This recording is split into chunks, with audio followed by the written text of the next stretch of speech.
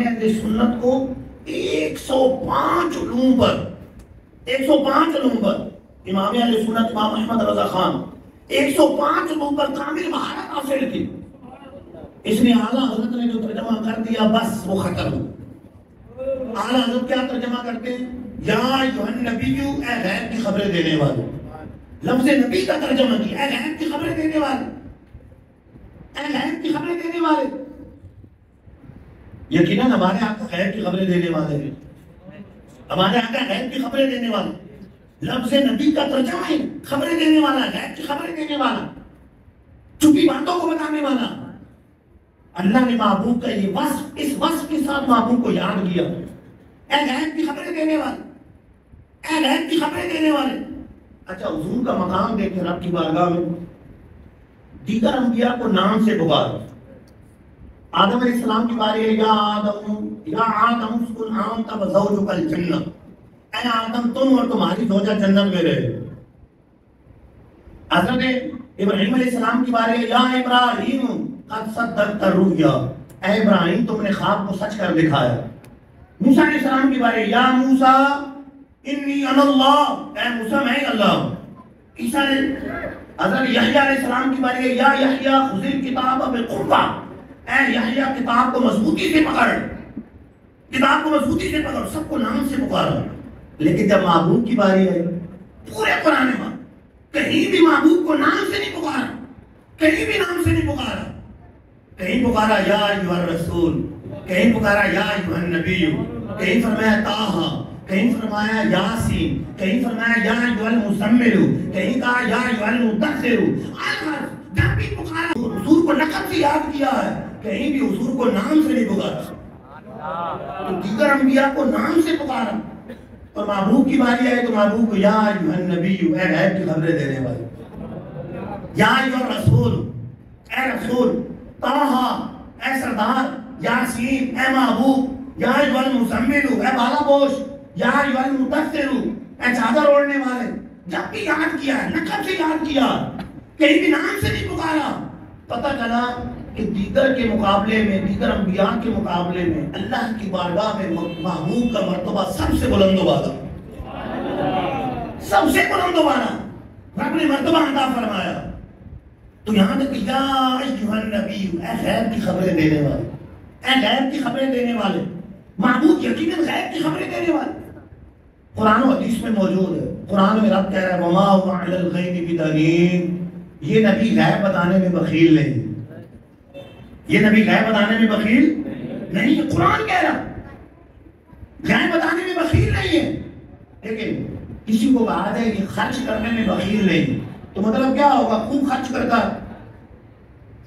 بھائی کسی کو کہا جائے کہ یہ خرچے میں بخیل نہیں، خرچ کرتا ہے، کوئی مسئلہ نہیں، تو سننے والا کیا سمجھے گا کہ کھلا خرچ کرتا ہے، بخیل نہیں، ہاتھ تنگ نہیں.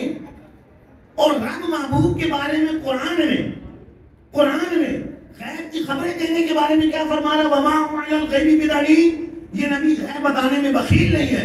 مطلب یہ کہ اپنے غلاموں کو غیب کی خبریں عطا فرماتے ہیں. اچھا کتنی خبریں عطا فرماتے ہیں؟ کتنی عطا فرماتے ہیں؟ بخاری شریف کے لیے سنیے گا، ایک موقع پر کتنی عطا فرماتے ہیں. کسی کہانی کی کتاب میں نہیں، صحیح بخاری میں لکھا ہے. صحیح بخاری میں حضرت عمر رضی اللہ تعالیٰ عنہ فرماتے ہیں سرکار علیہ السلام منبر پر جلوہ گر ہوئی، فاخبرنا عن بدء الخلق، مخلوق کی ابتدا سے بتانے لگے. اتنا بتایا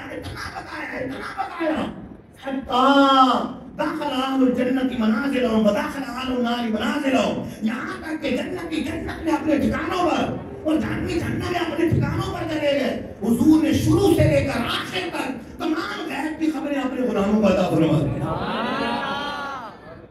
یہ نشست میں ساری خبریں دی، شروع سے لے کر عن بدء الخلق، مخلوق کی ابتدا سے، عن بدء الخلق، مخلوق کی ابتدا سے، اور دخول جنت و نار تک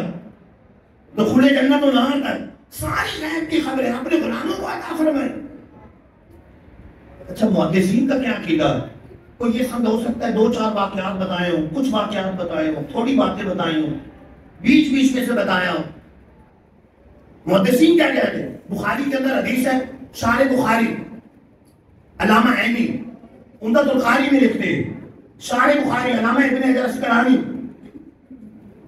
فتح الباری کے اندر لکھتے ہیں، شارح بخاری امام قسطلانی ارشاد الساری میں لکھتے ہیں، یہ حدیث مشکات میں بھی ہے، تو ملا علی قاری شارح مشکات اپنی شرح مشکات مرقات کے اندر لکھتے ہیں، کیا لکھتے ہیں؟